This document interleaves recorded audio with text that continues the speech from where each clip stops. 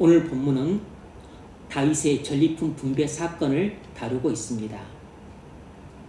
다윗이 아기스 왕과 함께 이스라엘 전투에 참전하려고 갔다가 퇴짜 맞아서 다시 시글락에 돌아왔습니다. 그랬더니 시글락에 아말렉이 쳐들어와서 처자식과 재산과 가축들을 다 약탈해 갔고 성을 불태운 것을 발견했습니다.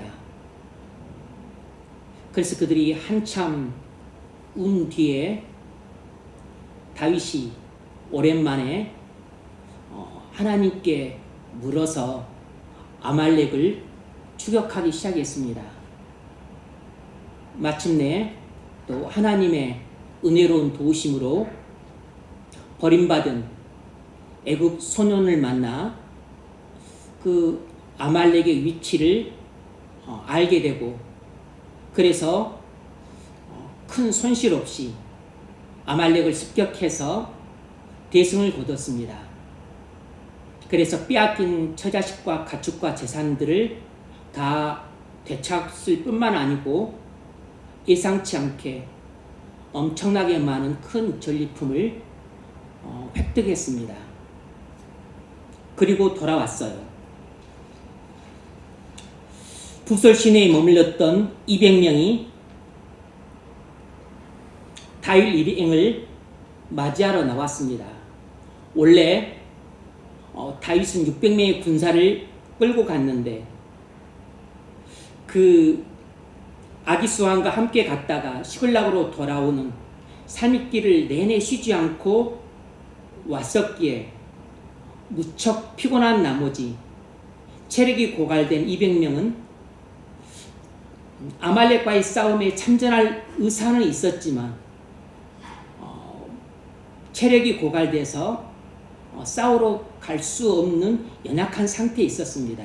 그래서 이 연약한 200명은 부솔 시내에 머물렀었고, 다윗은 400만 명만 데리고 아말렉을 공격해서 대승을 거두고 기쁘게 돌아왔습니다. 그 부솔 시내에 머물렀던 200명이 다윗 일행을 맞이하자 다윗이 그 200명에게 따뜻하게 문안했습니다. 다윗이 그 백성에게 이르러 문안하매, 다윗이 그 체력이 고갈돼서 참전하지 못한 200명의 자기 군사 200명에게 하나님의 은혜로 대승을 거두고 큰 희생 없이 돌아왔나라고 인사를 전했던 겁니다. 다윗은 참전 여부와 관계없이 연약한 자들을 자기 공동체의 일원으로 존중했습니다. 여러분, 세상에서는 강한 자를 존중하고 약한 자를 무시합니다. 그러나 하나님 나라에서는 강한 자뿐만 아니라 약한 자도 똑같이 존중해야 합니다. 세상에서는 지위가 높은 자와 또 부자를 존중하지만, 교회에서는 지위가 높은 자와 부자도 존중하지만 지위가 낮은 자와 그리고 가난한 자도 똑같이 존중해야 합니다. 그러자 악한 자들과 불량배들이 전투에 참여하지 않은 200명을 고깝게 생각해서 그들한테는 처자식만 주고 전리품은 주지 말자고 주장합니다. 22절, 다윗과 함께 갔던 자들 가운데 악한 자와 불량배들이 다 이르되 그들이 우리와 함께 가지 아니하였은지 우리가 도로 찾은 물건은 무엇이든지 그들에게 주지 말고 각자의 처자만 데리고 떠나가게 하라 하는지라. 그들은 자기들은 목숨 걸고 싸웠지만 200명은 편하게 쉬었으니까 처자식만 돌려주고 전리품은 참전한 400명만 나누는 것이 합당하다고 주장했습니다. 언뜻 일리가 있는 말처럼 들립니다. 하지만 사실 그들은 공로주의를 주장하고 있었던 것이에요. 하나님 나라에서 공로주의와 능력주의를 주장하는 자들은 악한 자들이고 불량배들입니다. 왜냐하면 공로주의와 능력주의는 자기의를 주장하는 것이기 때문입니다. 하나님을 믿고 섬기는 사람들이 모인 공동체인 하나님 나라에서는 능력주의라는 말이 설 자리가 없고, 공로주의라는 말이 설 자리가 없고, 그리고 실적주의라는 말이 설 자리가 없습니다. 하나님을 믿고 섬기는 하나님 백성 공동체에서는 하나에서부터 만가지까지 모든 것이 하나님의 은혜인 것입니다. 그래서 철저하게 은혜주의에 입각해서 모든 것을 바라봐야 되고 생각해야 되고 결정해야 되는 것이에요. 그런데 이 악하고 불량한 자들은 하나님 나라의 원리를 전혀 이해하고 있지 못했던 겁니다. 이 전투에 참여한 400명 중 일부 악하고 불량한 자들은 전투에 참여하지 않은 자들을 배제하려 했습니다. 하지만 다윗은 오직 하나님의 은혜로 승리했다고 선언했습니다. 23절, 나의 형제들아, 여호와께서 우리를 보호하시고 우리를 치러 온 그 군대를 우리 손에 넘기셨은즉 그가 우리에게 주신 것을 너희가 이같이 못하리라. 여기서 다윗은 악하고 불량한 자들의 주장을 논박하고 전리품을 분배하는 근거를 제시했습니다. 첫 번째로, 여호와께서 우리를 보호하시고 우리를 치러 온 그 군대를 우리 손에 넘기셨은즉, 이 말은 승리의 주체는 우리가 아니고 하나님이시라는 것입니다. 전쟁의 승리는 우리가 거둔 것이 아니고 하나님이 거둔 것이고, 전리품도 우리가 얻은 것이 아니고 하나님이 우리에게 거저 주신 것이다 라는 것이에요.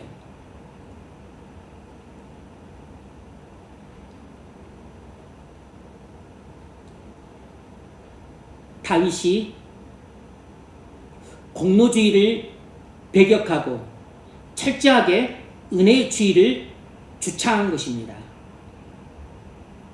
두 번째로, 그가 우리에게 주신 것을 너희가 이같이 못하리라. 전리품도 우리가 수고해서 든 것이 아니고 하나님이 우리에게 공짜로 선물로 주신 것이라는 것입니다. 역시 전리품을 얻은 것에 대해서도 다윗은 공로주의를 배격하고 은혜주의를 천명했습니다. 이처럼 다윗은 확실하게 악하고 불량한 자들의 주장을 논박하고 전리품을 분배하는 근거로서 은혜주의를 천명했습니다. 다윗은 공로주의가 아니고 은혜주의의 근거에서 공정한 분배 원칙을 천명했습니다. 그것은 균등의 원칙이었어요. 24절, 이 일에 누가 너에게 듣겠느냐? 전장에 내려갔던 자의 분깃이나 소유물 곁에 머물렀던 자의 분깃이 동일할지니 같이 분배할 것이니라. 다윗이 균등 분배의 원칙을 고수한 것은 은혜주의와 함께 전쟁에 불참했던 군사들도 모두 하나님의 백성이라는 연대의식에 근거를 두었기 때문입니다.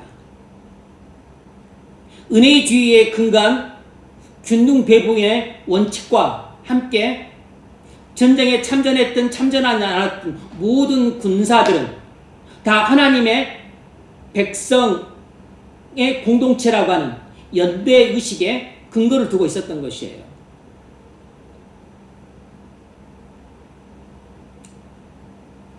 다윗은 군사적 공헌에 따라서 분배하지 않고 하나님의 전적인 은혜와 공동체적 연대의 근거에서 균등하게 분배했습니다. 하나님 나라의 분배의 원칙은 공로주의가 아니라 은혜주의에 근거한 균등 분배 원칙입니다. 하나님 나라의 분배 원칙은 공로주의나 능력주의가 아니고 은혜주의와 공동체주의입니다. 여러분, 교회에서 뭔가를 분배할 때도 공로주의가 아니라 은혜주의와 공동체에 입각해서 분배해야 합니다. 내가 봉사를 많이 했다고 해서 더 많이 받고 헌금을 많이 했다고 해서 더 많이 받는 게 아닙니다. 봉사를 많이 하고 헌금을 많이 한 것은 내 공로가 아니고 전적으로 하나님의 은혜일 뿐이에요. 그래서 우리 모두가 생일 선물을 받는데 헌금을 많이 한 사람은 좋은 것으로, 적게 하거나 안 한 사람들은 못 쓴 것으로 받는 게 아닙니다. 많이 했든 적게 했든 오래 했든 한지 얼마 안 됐든 상관없이 하나님의 백성 공동체인 교회에 들어온 사람에게는 생일 선물을 주든 뭔가를 줄 때는 균등하게 분배합니다.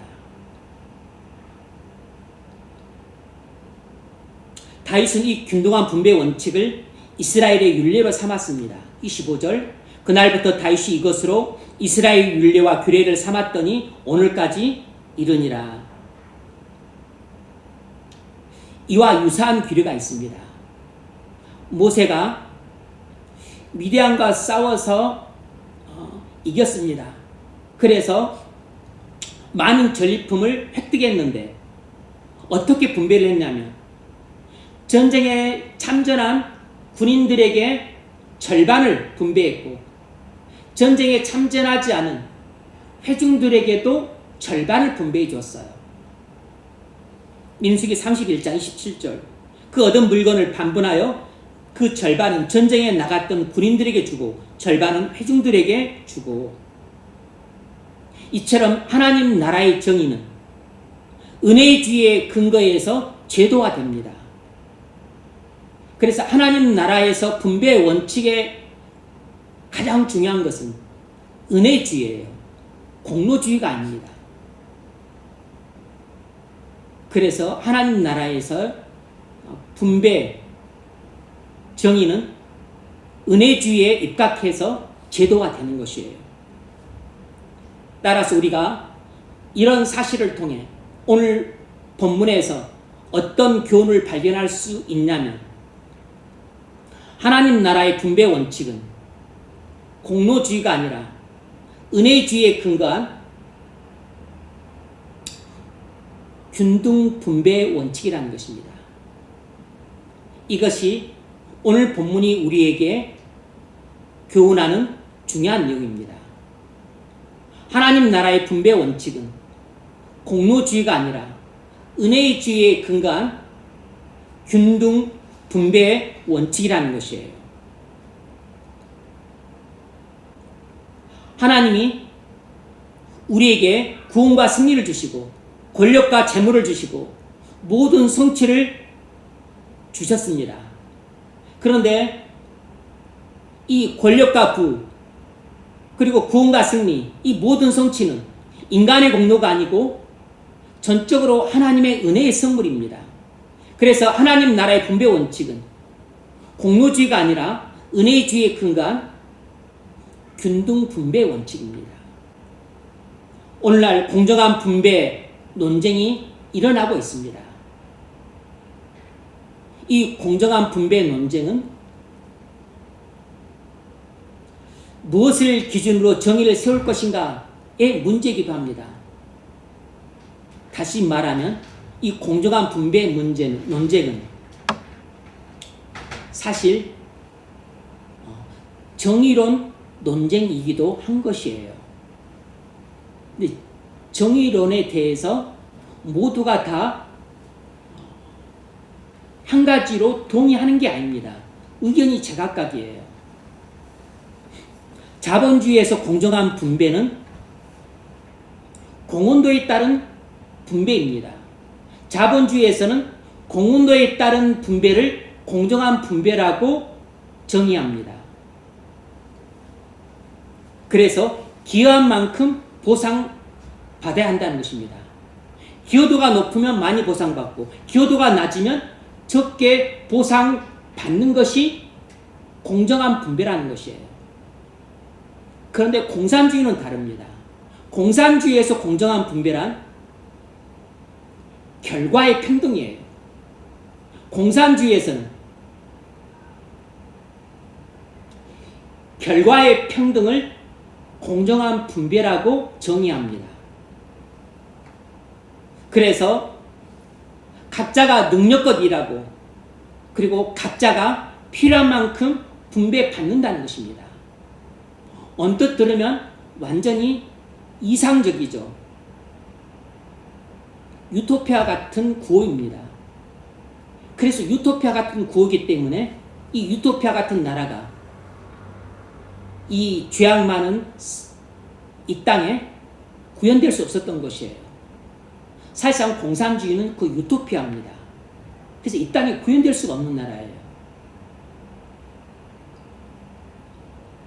하나님 나라에서 공정한 분배란 무엇이겠습니까? 하나님 나라에서 공정한 분배란 사실상 중요한 세 가지 원칙을 갖고 있습니다. 첫 번째는 은혜주의에 근거한 균등 분배 원칙입니다. 이것이 가장 중요한 핵심 내용이에요. 두 번째는 필요 중심의 분배입니다.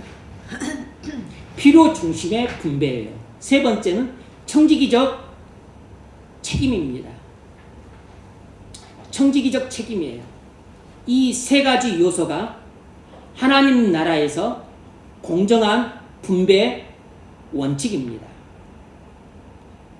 하나님 나라에서 공정한 분배는 시장 논리도 아니고 결과의 평등도 아니고 은혜주의에 근거한 균등 분배 원칙과 필요 중심의 분배 원리와 그리고 청지기적 책임의식입니다. 이 공정한 분배를 바라보는 시각 차이가 뚜렷하죠. 자본주의는 공로주의입니다. 자본주의는 철저하게 공로주의예요. 공산주의는 평등주의입니다. 공산주의는 결과의 평등주의예요. 반면에 하나님 나라는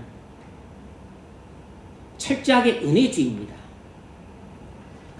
은혜주의에 근거한 균등이 그 핵심입니다.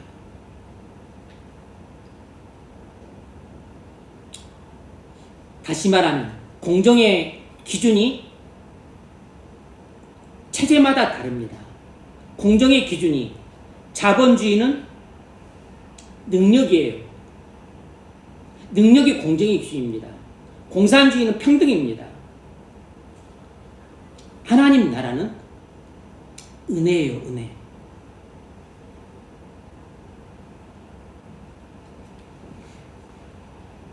그래서 교회와 하나님 나라에서 공정을 말할 때는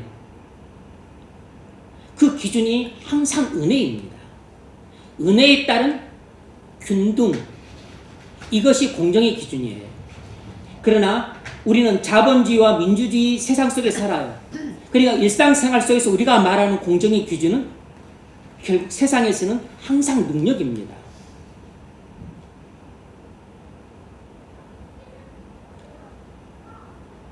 다른 말은 공로예요. 지금은 실질적으로 공산주의는 무너졌습니다. 공산주의에서 말했던 공정의 기준은 평등이었어요.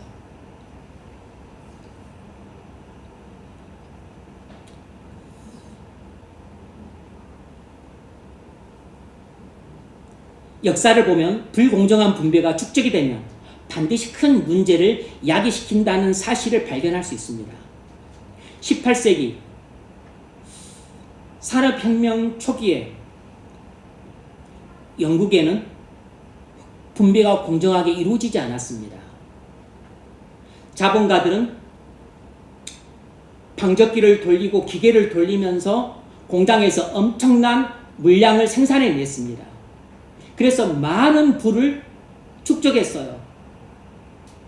그런데 노동자들의 삶은 개선되기는커녕 더 극악한 노동에 빠지게 되고 하루 14시간씩 일을 해도 풀죽도 못 얻어먹는 그런 비참하고 처량한 신세로 전락을 했습니다.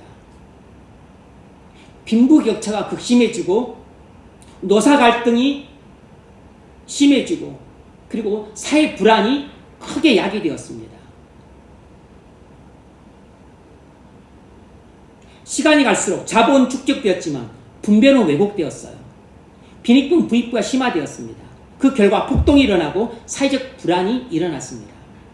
이 자본주의의 불공정한 분배로 인한 빈부격차의 심화 때문에 자본가와 노동자가 대립하는 사회현상을 지켜보던 칼 막스는 자본주의의 경제적 불평등을 제거하고 모두가 평등하게 사는 유토피아 같은 사회를 꿈꿨습니다. 그래서 그는 프롤레타리아 혁명을 통해서 부르자들을 타파하고 공산주의 사회를 건설해야 한다고 주장을 했어요. 이런 사상을 신봉했던 레닌이 1917년 러시아 혁명을 통해 마침내 소련의 공산주의 국가를 건설했습니다. 공산주의가 탄생하게 된 배경은 자본주의의 불공정한 분배로 인한 경제적 불평등의 심한 문제였어요.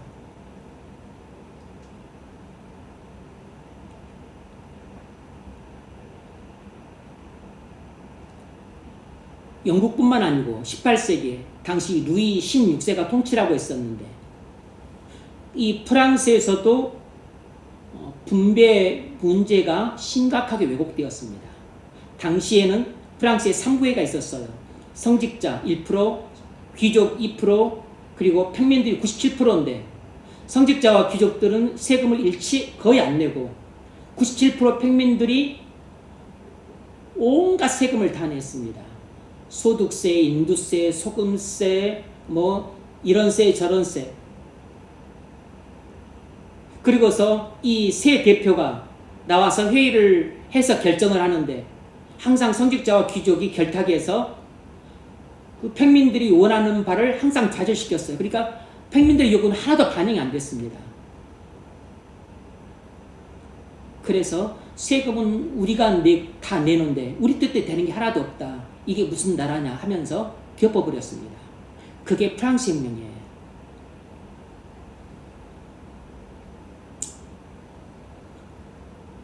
분배의 불공정이 결국 프랑스 혁명이라는 폭탄이 터지는 것으로 나타났습니다.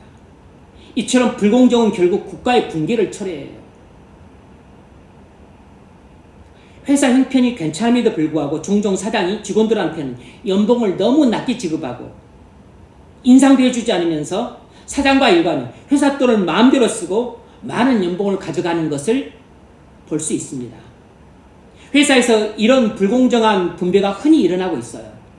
놀라운 것은 그 사장 일가가 교회를 다니는 교인들이라는 것이고 또 사장은 집사인 경우가 많다는 것입니다.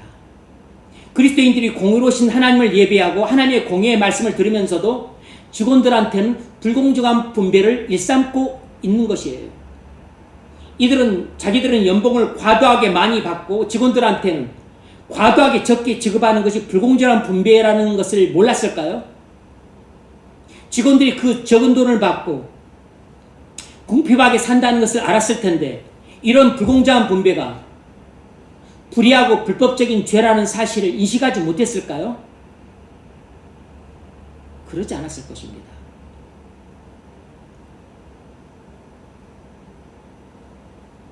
하나님이 눈이 있어 보시고 귀가 있어 들으셨을 것이기 때문에 지금 당장 그들을 두드러 패지는 않아도 언젠가 때가 되면 그들에게도 심판의 손이 덮칠 날이 올 겁니다. 하나님은 불공정한 분배를 책망하셨습니다. 하나님은 불공정한 분배를 미워하시는데 그 이유는 하나님이 완전히 공의로우신 분이시기 때문이에요. 이사야서 10장 1절 불의한 법령을 만들며 불의한 말을 기록하며 가난한 자를 불공평하게 판결하여 가난한 내 백성의 권리를 박탈하며 과부에게 토색하고 고아의 것을 약탈하는 자는 화 있을진저. 이것은 심판을 내릴 것이라는 것입니다. 하나님은 가난한 자들의 권리를 빼앗는 자들에 대해서 엄중한 심판을 선언했습니다. 무슨 말이죠? 공의로우신 하나님은 권력자와 그리고 부자들과 그리고 힘 있는 자들이 가난하고 힘없는 자들에게 불공정한 분배를 하는 것에 대해서 하나님이 몹시 불쾌해하시고 역정을 내셨습니다. 그리고 심판을 경고하셨어요. 여러분, 하나님의 정의는 분배의 정의도 포함이 됩니다. 가정에서 불공정한 분배, 그것도 잘못된 것입니다. 직장에서 불공정한 분배, 국가에서 불공정한 분배, 불공정한 분배 구조, 시스템 자체도 하나님은 엄중히 심판하세요. 많은 후진 국가에서 분배 구조 시스템 자체가 불공정하게 되어 있습니다. 철저하게 자본가에게 유리하게 되어 있고 노동자에게 불리하게 되어 있든지, 아니면 권력층과 기득권층한테 유리하고 그리고 일반 서민들한테 많은 세금이 부과되고 그리고 상층부로 올라갈 수 있는 사다리가 제거되어 버려서 불공정한 분배 구조를 갖고 있는 나라들이 많이 있어요. 불의한 나라인 겁니다. 이런 나라가 불의한 나라예요. 하나님이 불공정한 분배를 미워하신 이유는 불공정한 분배를 불의하고 불법적인 죄로 보시기 때문입니다. 회사나 국가 차원에서 이루어지는 불공정한 분배가 국법 기준으로는 합법이란 탈을 쓰고 이루어지고 있다 할지라도 모든 심판 기준은 하나님의 율법이기 때문에 하나님의 율법에 어긋나면 그것은 하나님 보시기에 불의하고 악한 죄가 됩니다. 아무리 이것은 국법에 맞다고 합법이라고 항변을 해도 쓸데없는 것입니다.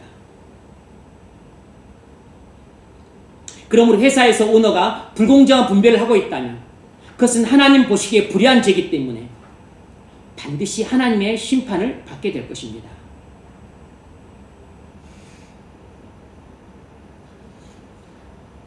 성경에는 공정한 분배의 사례들이 나옵니다. 우리는 여기서 하나님 나라의 분배 원칙이 공로주의가 아니라 은혜주의에 근거한 균등 분배 원칙이라는 것을 깨달을 수 있습니다.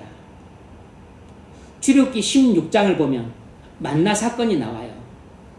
이스라엘 백성이 출애굽에서 광야에서 40년 동안 생활할 때 그들은 농사도 짓지 않기 때문에 하나님이 매일 아침마다 그들에게 만나를 내려주셨습니다.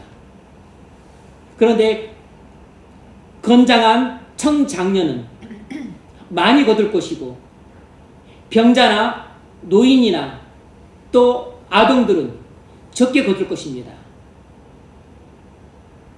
그러나 결과적으로 어떻게 됐냐면 많이 거둔 자도 남지 아니하고 적게 거둔 자도 모자라지 않았다고 했습니다.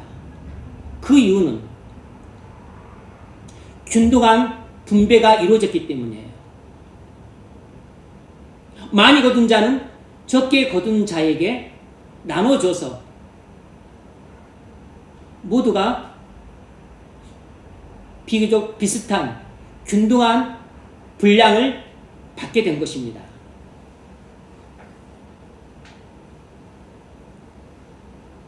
몸이 건강하고 나이가 젊고 튼튼하고 한 것은 내 공로가 아니에요.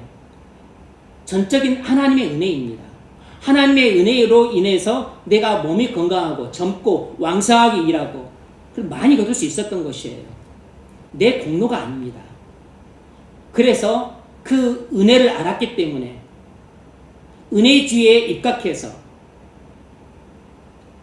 적게 거둔 자에게 나눠줌으로 적게 거둔 자도 모자라지 않고 많이 거둔 자는 또 못 먹고 남을 수 있는데 남지 않았던 것입니다. 그래서 은혜주의에 입각해서 균등한 분배가 이루어질 수 있었던 것이에요.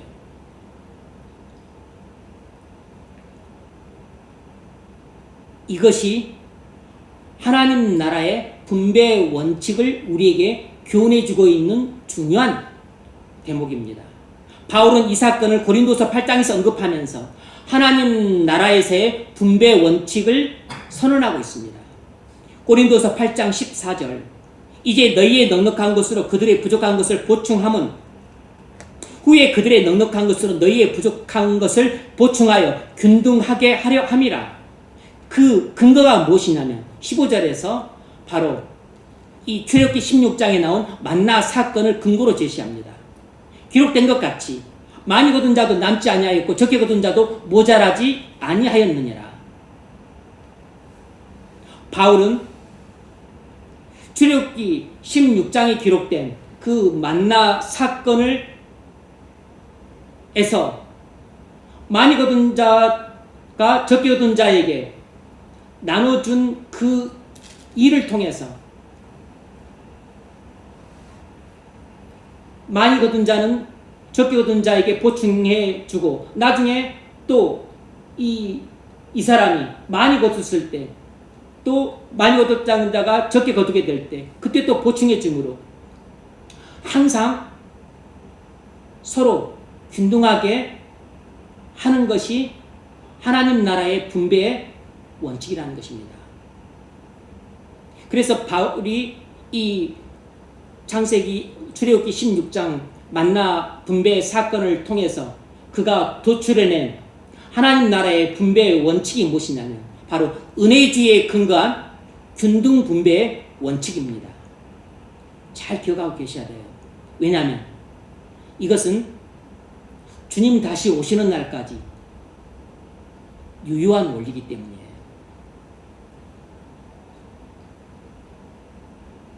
그 실제 사례로 바울은 마게도냐 교회를 예로 들고 있습니다. 마게도냐 교회가 많은 시련과 극심한 가운데서도 힘에 진하게 풍성한 연보를 넘치게 했다는 것이에요. 그러면서 풍족한 고린도 교회에게도 가난하고 어려움을 겪고 있는 예루살렘 교회를 위해 마게도냐 교회처럼 힘에 진하게 풍성한 연보를 넘치게 하라고 권면하고 있습니다.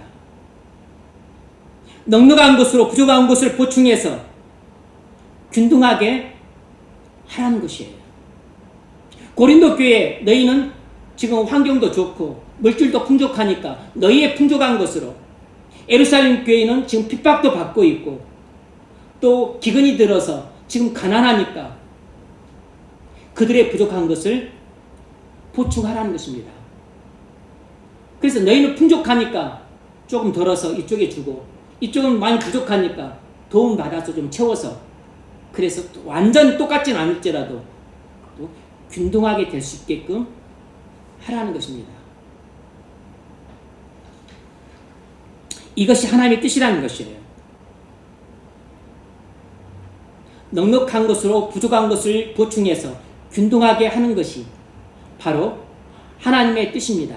이것이 하나님 나라에서의 분배의 원칙이에요.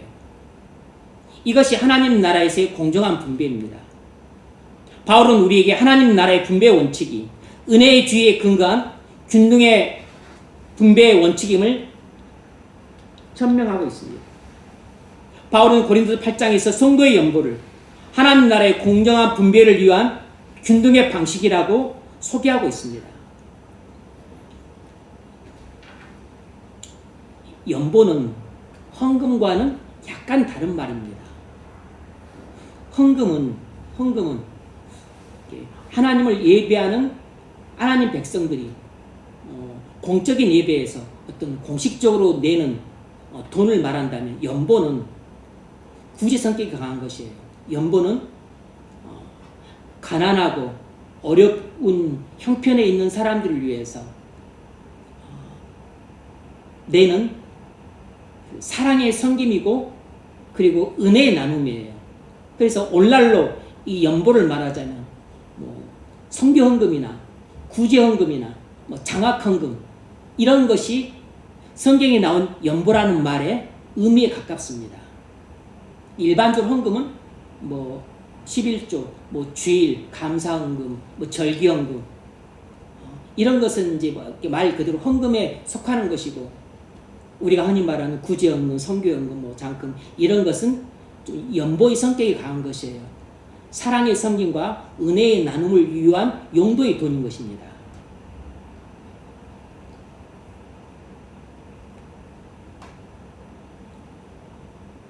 오늘날 우리가 내는 헌금은 가난한 교인들을 구제하고 가난한 교회를 후원하고 선교제 선교물을 보내 후원함으로써 넉넉한 것으로 부족한 것을 보충해서 균등하게 하려는 목적이 있는 것입니다. 이것이 하나님 나라에서 공정한 분배예요. 그러므로 우리가 조금이라도 여유가 있고 넉넉하다면 반드시 가난한 교인들을 구제해야 되고, 그리고 우리보다 가난한 교회를 후원해야 되고, 그리고 목숨 걸고 나가서 선교하는 선교사님들에게 후원해서 그들이 그곳에서 교회를 세우고, 많은 경우는 선교지의 그곳 현실이 우리나라보다 넉넉하지 못한 경우가 많기 때문에 또 그곳 교인들을 구제도 하고 또 돕기도 하고 또 밥도 주고 때로는 또 도와주기도 하면서 그렇게 사역을 할 수 있도록 우리가 후원하는 것이, 이게 바로 공정한 분배를 하고 있는 것입니다. 은혜주의의 근거에서 우리가 좀 풍족하거나 넉넉한 것을 그 부족한 곳으로 흘러보내는 것이에요. 그렇게 해서 완전히 균등하게 되는 것이 제일 좋은 것이지만 현실적으로 그렇게 되기는 어렵다 할지라도 그래도 균등하게 하려고 해야 되는 것입니다. 나는 목구멍이에서 튀어나올 정도로 많이 먹고 배가 부르는데 저쪽은 3일을 굶고 일주일을 쫄쫄 굶는데 먹을 것이 하나도 없는데도 불구하고 안 됐다, 너무 배고프겠다, 이렇게 말만 하고 있으면 안 된다는 것이에요.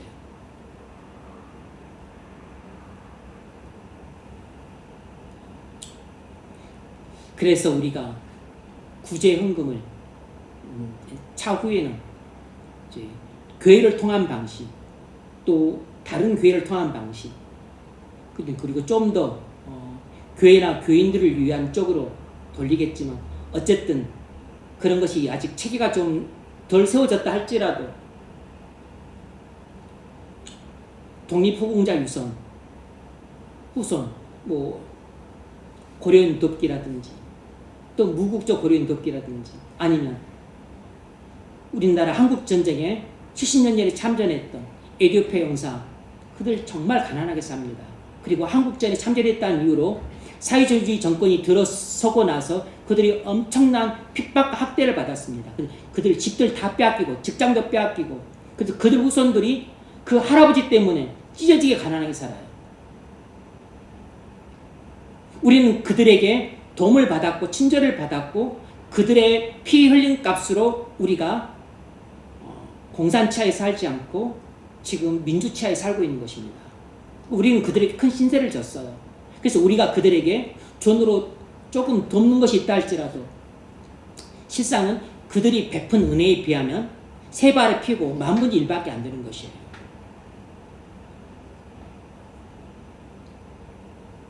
사도행전 2장의 초대교회는 오순절 성령을 받은 지 얼마 안 된 상태였었습니다. 그런데도 불구하고 성령 충만했던 예루살렘 교회는 하나님 나라의 분배의 원칙인 은혜주의에 근거한 균등 분배의 원칙을 실천했습니다.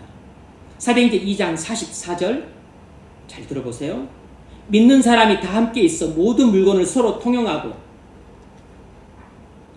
믿는 사람들이 모든 물건을 서로 나눠 썼다는 것입니다. 또 재산과 소유를 팔아 각 사람의 필요를 따라 나눠주며, 재산을 팔아서 각 사람이 필요한 대로 분배해 줬다는 것입니다.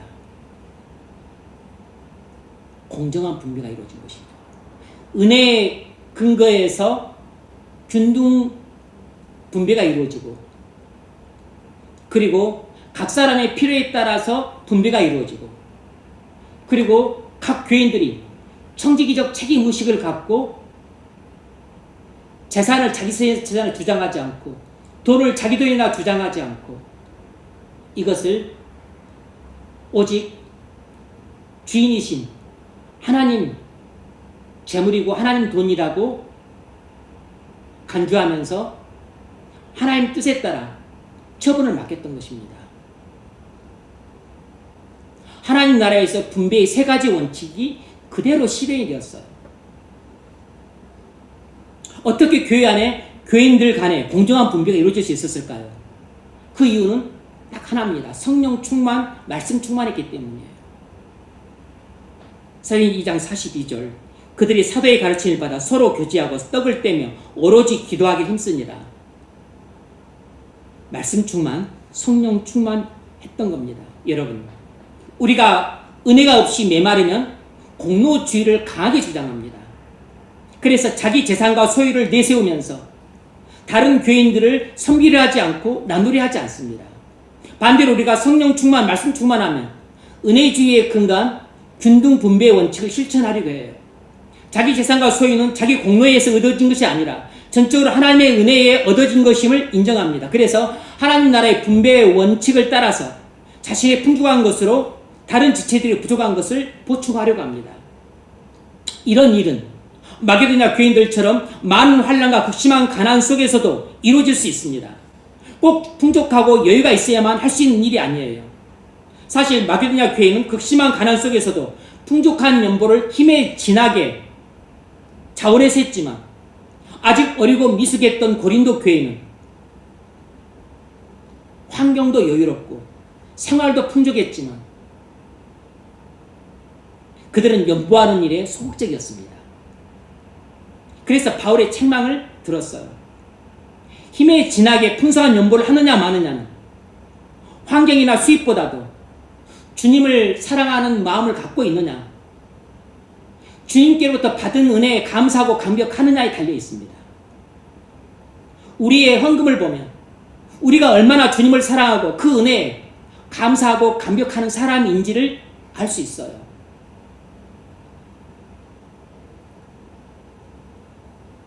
예루살렘 교회는 부자 교인들과 가난한 교인들이 서로 유무상통했습니다.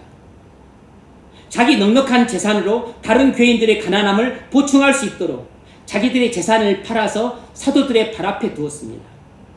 사도행전 4장 32절 믿는 무리가 한 마음과 한 뜻이 되어 모든 물건을 서로 통용하고 자기 재물을 조금이라도 자기 것이라 하는 자가 하나도 없더라. 사도들이 큰 권능으로 주 예수의 부활을 증언하니 무리가 큰 은혜를 받아 그 중에 가난한 사람이 없으니 이는 밭과 집 있는 자는 팔아 그 판 것의 값을 가져다가 사도들의 발 앞에 두매 그들이 각 사람의 필요를 따라 나누어 줍니다. 사도행전 2장에서도 나타났었지만 이 4장에서도 하나님 나라의 분배의 세 가지 원칙이 그대로 실현되고 있습니다.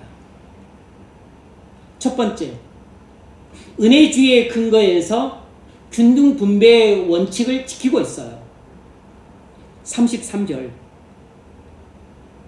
무리가 큰 은혜를 받았던 거죠. 은혜가 넘쳤던 것입니다. 은혜 충만했어요.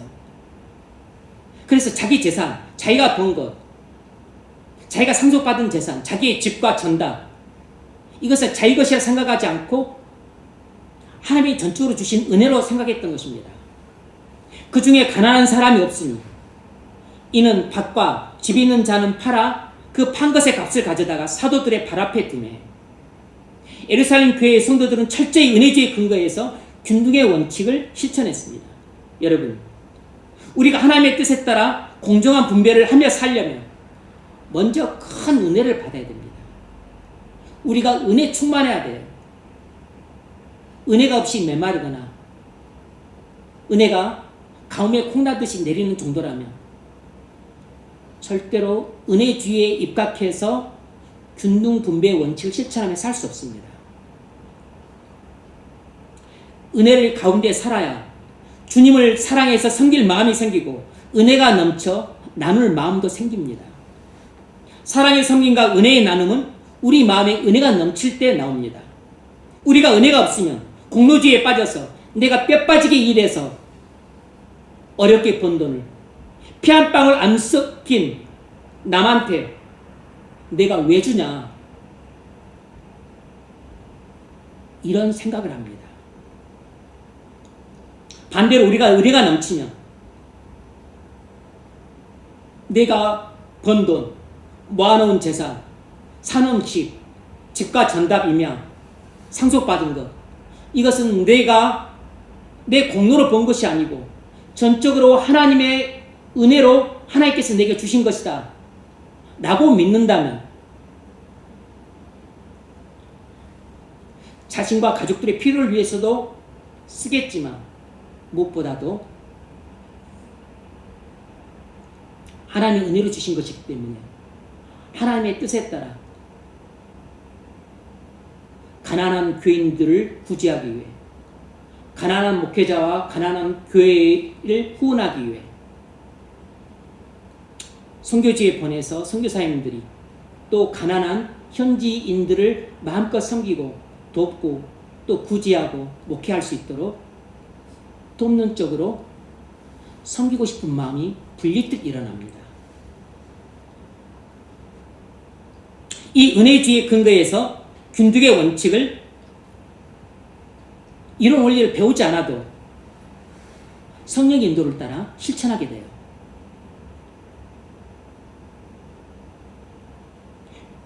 이 사도행전 4장에서는 필요 중심의 분배도 나타납니다. 그들이 각 사람의 필요를 따라 나누어집니다. 사도들이 각 교인의 필요를 따라 적절히 나눠줬습니다.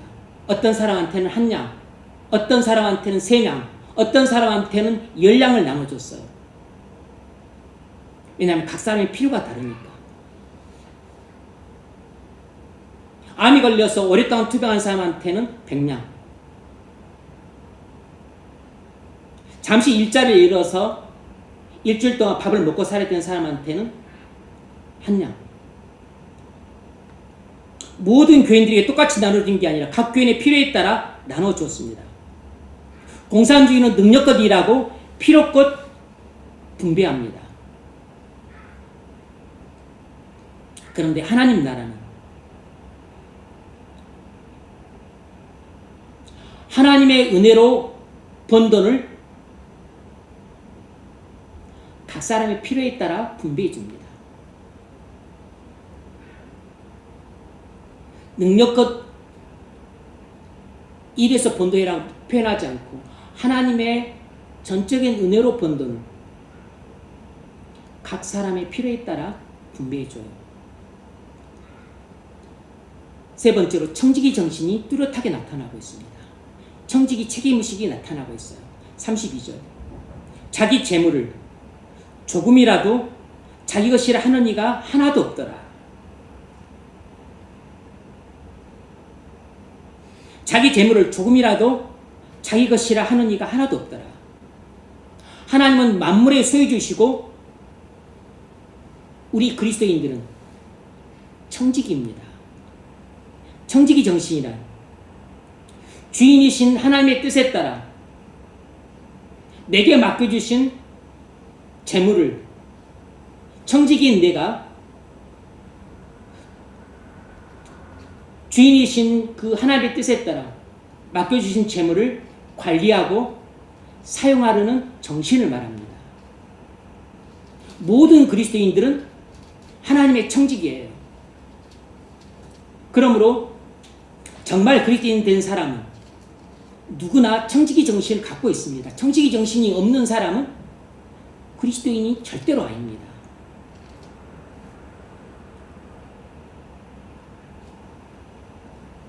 예루살렘 교회의 성도들은 이런 청지기 정신으로 충만했기 때문에 자기 재물을 조금이라도 자기 것이 하는 이가 한 사람도 없었던 것이에요. 우리도 하나님의 뜻에 따라 공정한 분배를 하며 살려면 청지기 정신으로 완전 무장돼야 됩니다.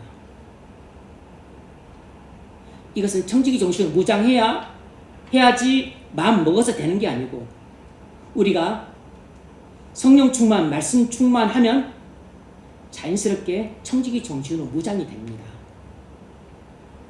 우리가 공로지에 사로잡혀 내 재물은 내 것이라고 생각하면 나와 가족만을 위해 쓰려고 합니다. 우리가 주인 정신으로 무장이 되면 회사 오너가 되었을 때 내가 재물의 주인이니까 주인 정신으로 무장된 이 형식적인 그리스도인들은 내가 회사의 오너니까 내 연봉은 엄청 많이 책정하고 직원들 연봉은 쥐꼬리만큼 책정해서 줘도 양심의 가책을 안 받는 것입니다.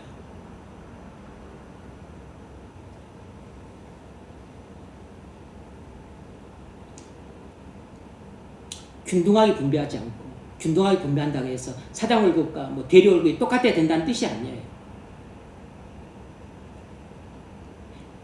회사는 이 세상에 속한 영역이고 그리스도인은 하나님 나라에 속한 영역의 사람이기 때문에 두 가지가 공존을 해야 돼요. 그래서 회사에서도 각 사람의 능력은 인정을 해줘야 됩니다. 각 사람의 공헌도가 다르기 때문에 그걸 인정을 해줘야 돼요. 하지만 그러면서도 불구하고 각 사람의 인격은 존엄하기 때문에 그들의 존엄성을 지켜주고, 그리고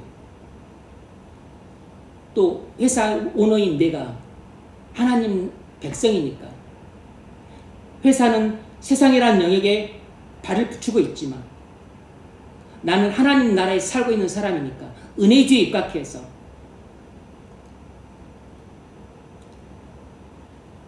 직원들이 이런 연봉을 받고서는 너무 궁핍하게 살 수밖에 없다고 생각이 되면 자기 것을 떼서라도 조금 나눠줘야 됩니다. 그런 마인드를 갖고 있는 사람이 청지기 정신을 가진 그리스도인 오너라고 할 수 있죠. 그런데 많은 오너들이 교회를 다니면서도 청지기 정신이 아니고 주인 정신을 갖고 있어서 내 돈은, 이 돈은 내 돈이고 내가 번 돈이고 내가 세운 회사고 내가 피땀 흘려 세운 회사니까 내 마음대로 내가 집행한다, 이런 생각을 갖고 있으니까 자기는 많이 책정을 하고 직원들한테는 문고리만큼 책정을 하는 것입니다.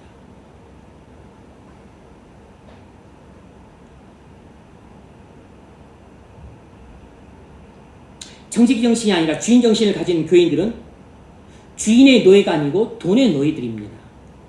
겉으로는 예수님을 주인으로 섬기는 척하지만 속으로는 돈을 주인으로 섬기고 있는 사람들이에요.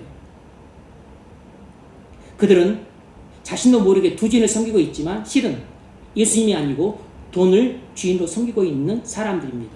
이런 사람들을 향해 예수님이 이렇게 책망하셨어요. 마태복음 6장 24절. 한 주인이 두 주인을 섬기지 못할지니 혹 이를 미워하고 저를 사랑하거나 혹 이를 중히 여기고 저를 경히 여김이라. 너희가 하나님과 재물을 겸하여 섬기지 못하느니라. 여러분이 주인 정신으로 재물을 섬기는 사람이라면 돈을 여러분 마음대로 쓸 것입니다.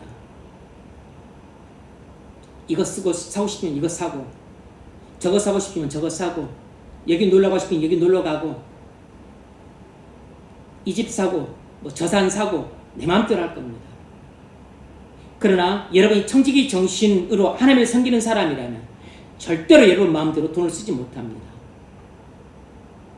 주인이신 하나님의 뜻이 무엇인가를 묻고 하나님의 인도하심과 명령을 따라 여러분에게 맡겨진 재물을 관리하고 사용하게 될 겁니다.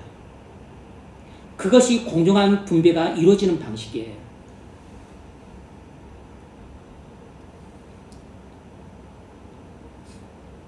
만일 교회 안에 가난해서 굶주리고 있는 사람이 있다면, 돈이 없어서 병치료를 못 받고 죽어가는 사람이 있다면 그건 지상에 구현된 하나님 나라인 교회에서 공정한 분배가 이루어지고 있지 않기 때문입니다. 부모 잃은 고아가 또 아니면 가난한 집의 애가 대학은 합격을 했는데 학비가 없어서 등록을 못해서 대학을 못 갈 상황이 되고, 그래서 정말 대학을 못 갔다면, 만약 그런 일이 우리 교회에서 일어났다면 우리 교회는 공정한 분배가 이루어지고 있지 않은 것입니다. 자신의 풍족한 것으로 다른 사람의 부족한 것을 보충해 주지 않은 것입니다. 청지기 정신을 갖고 있지 않고 주인 정신을 갖고 있기 때문에, 다른 사람의 필요에 외면했기 때문입니다. 은혜주의의 근거에서 살았다면 균등하게 분배하려고 했을 텐데, 공로주의에 사로잡혀 살고 있기 때문에 내가 피땀 흘려 번 돈을 왜 피 한 방 안 섞인 남한테 내가 내주냐, 이런 생각을 하고 있는 것입니다.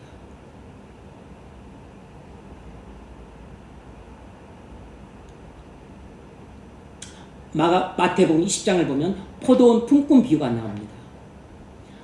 포도원에 아침에 일찍 들어와서 일찍부터 오후 6시까지 늦게까지 수고한 일꾼도 한 데나리온을 받았고, 오후 늦게 들어와서 겨우 1시간 일한 일꾼도 한 데나리온을 똑같이 받았습니다. 이것이 우리에게 주는 메시지가 무엇입니까?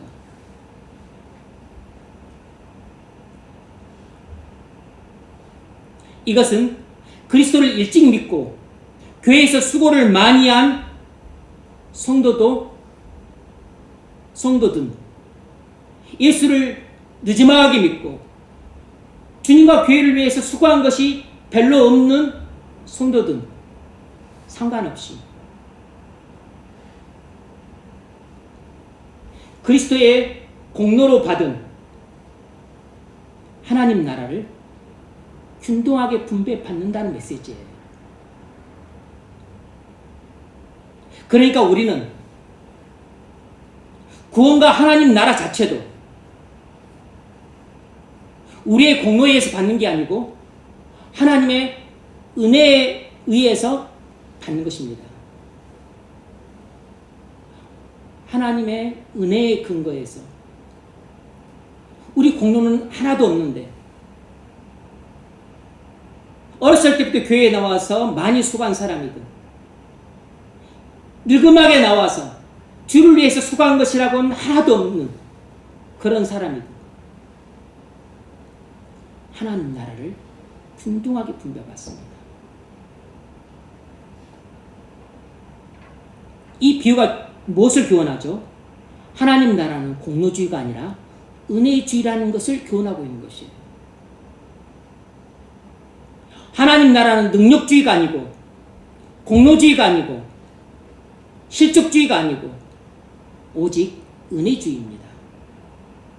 하나님 나라는 철저하게 은혜주의라는 사실을 꼭 기억하십시오. 우리는 오직 은혜로 구원받고 은혜로 건강하고 은혜로 직장생활하고 은혜로 돈을 법니다. 우리는 우리 공로로 돈을 버는 것이 아니라 하나님의 전적인 은혜로 돈을 법니다. 물론 내가 수고해서 좋은 직장 들어가고 열심히 일해서 많은 돈을 벌지만 그것은 내 공로가 아니고 하나님의 전적인 은혜예요. 그래서 이것을 믿는 그리스도인은 은혜주의의 근거에서 자기가 번 돈, 자기 재산, 자신의 소유를 같은 하나님 백성인 다른 지체들을 위해 사랑으로 섬길 수 있고 은혜로 나눌 수 있는 것입니다. 나의 풍족한 것으로 다른 지체들의 부족한 것을 기꺼이 보충해 주고 싶어 하는 것이에요.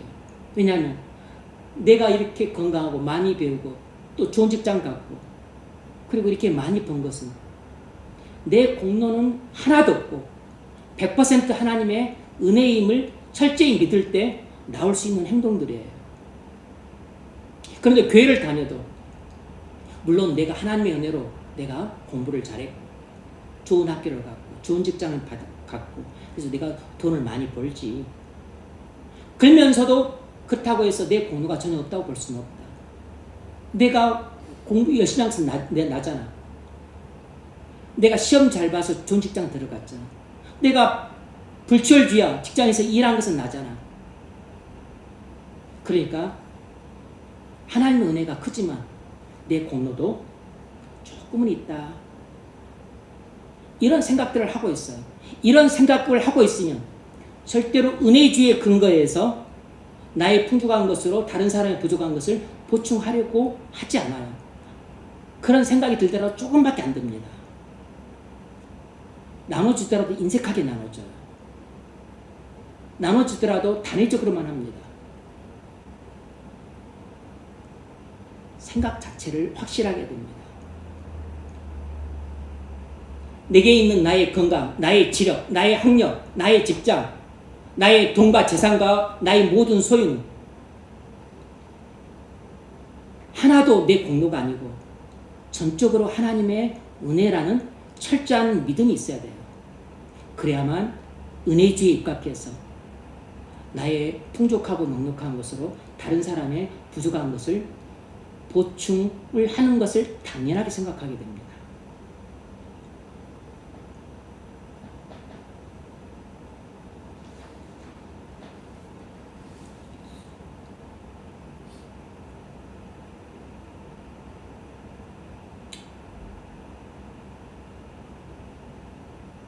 푸드뱅크도 교회가 운영하는 구빈 시스템 가운데 하나인데 이것도 교회가 은혜주의에 입각해서 균등의 원칙을 실천한 일 중에 하나이죠. 여러분, 오늘 본문은 단순한 공정한 분배 이야기가 아닙니다. 다윗은 승리에서 전리품을 획득했어요. 승리와 전리품은 다윗과 부하들의 공로가 아니고 하나님의 전적인 은혜였습니다.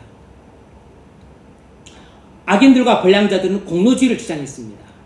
하지만 다윗은 은혜주의를 주장했어요. 하나님 나라에서 분배는 인간의 공로에 근거하는 것이 아니라 하나님의 은혜에 근거합니다.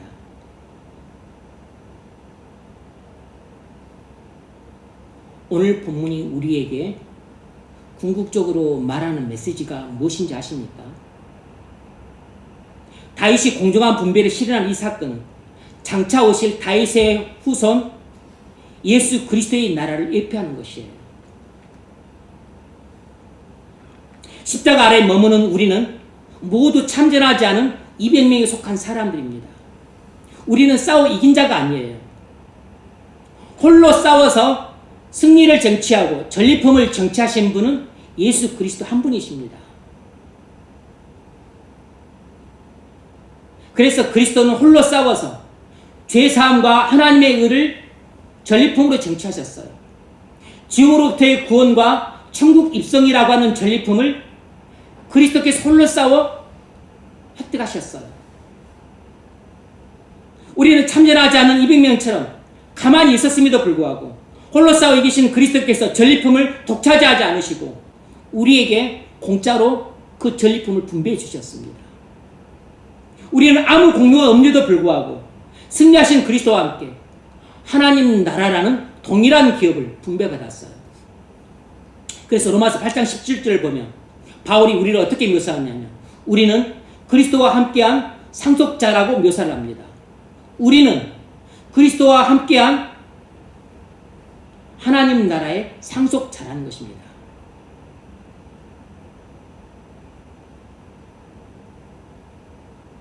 너희는 상속자요. 하나님의 상속자니 곧 그리스도와 함께한 상속자니라.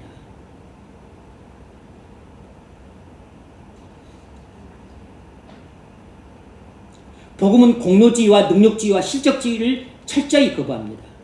복음은 공로주의와 능력주의와 실적주의를 거부하고 오직 은혜주의를 표방해요. 복음 자체가 은혜주의에 근거한 균등 분배의 원칙을 표방합니다. 여러분, 세상에서는 은혜주의가 적용되지 않고 공로주의가 적용됩니다. 그래서 세상에서는 일반적으로 공로주의, 능력주의, 성과주의를 채택해요. 이 세상에서는 공로주의가 채택되지만 성경 정신에 입각해서 따뜻한 사회 건설을 위해 일부 은혜주의가 채택되기도 합니다.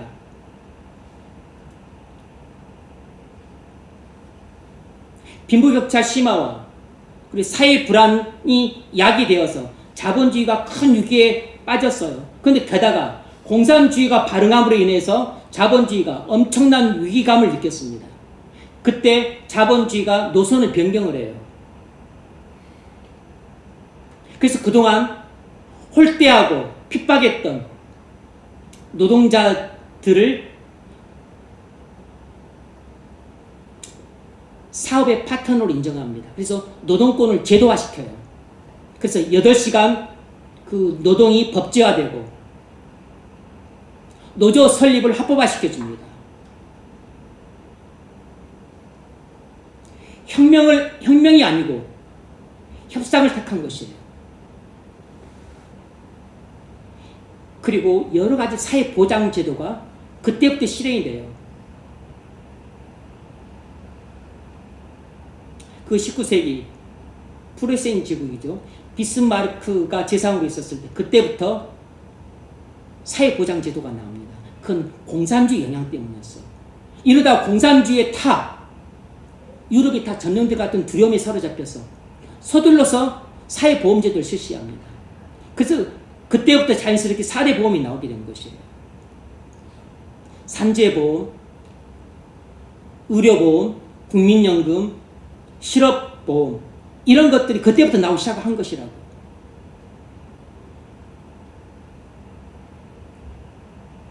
그러면서 누진세 제도들도 나온 것입니다.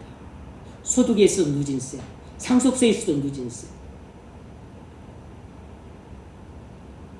소득 재분배 효과가 있기 때문인 것이에요. 왜 소득 재분배를 하죠? 그게 성경에서 나온 것입니다. 은혜주의에 입각한 균등분배의 원칙을 이 세상에서도 적용을 하고 있는 것이에요. 그러지 않았다가 공산주의에 다 삼켜질까봐 겁이 났던 것입니다. 공산주의가 꼭 악한 폐해만 끼친 게 아닙니다. 자본주의가 그들 갖다가 타락해서 망할 뻔했는데 공산주의 곁에 있어서 이것 때문에 겁먹고 오히려 방향 전환을 해서 자본주의가 점점 수정돼 갔던 겁니다. 그래서 아주 수정 자본주의가 나와요.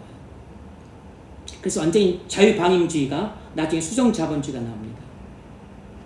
그래서 완전한 자유시장 경제가 나중에 사회적 시장 경제로 바뀝니다.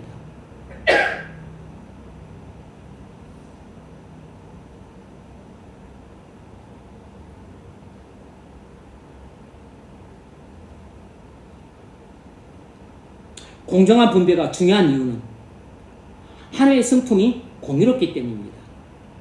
시편 89편 14절 의와 공의가 주의 보좌에 기초라. 여러분, 불공정은 단순한 사회 문제가 아니고 하나님의 성품을 왜곡하는 죄입니다. 공정한 분배가 중요한 두 번째 이유는 하나님 나라에서 공정한 분배는 복음의 본질이기 때문이에요. 하나님께서 하나님 나라를 은혜주의에 입각해서 그리스도를 믿는 자들에게 균등하게 분배하셨습니다. 우리 공로는 조금도 없어요. 은혜주의에 입각한 균등한 분배는 하나님 나라에서 공정한 분배 방식이에요. 아니, 하나님께서 하나님 나라조차도 은혜주의에 입각해서 균등하게 분배를 했는데 하나님 나라에서 하나님 나라보다 작은 것을 은혜주의에 입각해서 균등하게 분배하지 않겠습니까? 세 번째는 교회 공동체의 연합을 때문이에요.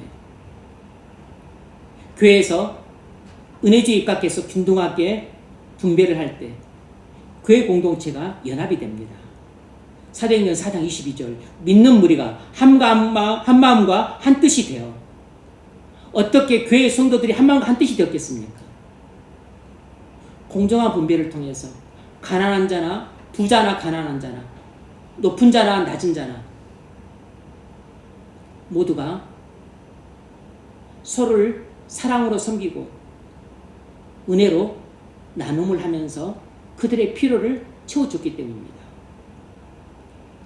네 번째는 복음 전도가 강하게 이루어집니다.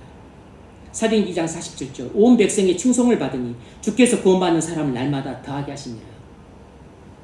이렇게 공정한 분배를 통해서 가난한 자들은 부자들이 내는 그런 헌금을 통해서 구제를 받고 부모 없는 고아들 또 어려운 형편에 있는 병자들 이런 사람들도 교회의 도움을 받아서 치료받고 대학을 가고 그리고 생활을 바르게 할 수 있는 교회가 된다면 자연스럽게 교회 밖의 사람들로부터 칭송을 받게 되고 이런 일이 어떻게 일어날 수 있을까 궁금해하면서 교회로 발걸음을 돌리게 됩니다. 마지막 다섯 번째는 인간 존엄을 보호하기 때문이에요. 인간은 하나님의 형상입니다. 인간의 존엄은 동일하지만 분배가 왜곡되면 인간의 존엄이 훼손이 됩니다. 가난해지면 돈이 너무나 없어지면 먹을 것을 못 먹고 치료해야 될 것을 치료를 받지 못하면 대학을 갈 수 있는데 돈 때문에 못 가면 인간의 존엄성이 훼손될 수 있어요. 근데 공정한 분배가 이루어지면 그런 인간의 존엄성을 보호해 줄 수 있습니다. 말씀을 맺겠습니다. 여러분, 하나님 나라의 공정한 분배는 은혜주의에 근거한 균등 분배의 원칙입니다. 다윗은 전리품을 공정하게 분배했지만 그리스도는 하나님 나라의 기업을 우리에게 공정하게 분배해 주셨습니다. 하나님 나라의 분배 원칙은 공로가 아니라 은혜예요. 전쟁터에 나간 400명도 부설 시내에 남았던 200명도 모두 승리의 정품에 대해 동일하게 공정한 분배를 받았습니다. 그러므로 우리가 세상에서 뿌리가 박힌 그 공로주의의 근거에서 생각하는 방식을 버려야 됩니다. 세상은 여전히 공로주의, 능력주의의 근거에서 모든 것을 판단해요. 우리도 그리스도의 승리의 전리품인 하나님 나라를 그리스도와 함께 동일하게 분배받았습니다. 이것이 하나님께서 세우신 하나님 나라의 공정한 분배 원칙이에요. 누구도 바꿀 수 없습니다. 하나님 나라의 분배 원칙은 은혜주의에 근거한 균등 분배의 원칙임을 기억하십시오. 그러므로 우리도 은혜로 구원받은 자답게 은혜로 나누며 살아야 됩니다. 우리는 은혜로 모든 것을 받았습니다. 구원도 받고 하나님 나라도 받고 성령도 받았어요. 그리고 건강도 받고 직장도 받고 돈도 받았습니다. 그러므로 은혜로 모든 것을 나누며 살 수 있기를 바랍니다. 그래야 공정한 분배가 가능해요. 그리스도인은 능력을 인정하되 능력주의와 공로주의를 따라 살면 안 됩니다. 우리는 오직 은혜주의의 근거에서 균등하게 분배하는 원칙을 따라 살아야 됩니다. 은혜주의의 근거에서 공정한 분배를 실천하는 저와 여러분 되시길 바랍니다. 그래야 하나님의 공의가 드러나고 복음의 본질이 빛을 발하게 되고 교회가 연합되고 그리고 많은 사람들이 그런 교회를 보고 교회로 오게 되고 인간의 존엄성을 보호할 수 있게 됩니다. 그런 애가 있기를 주의 이름으로 축원합니다.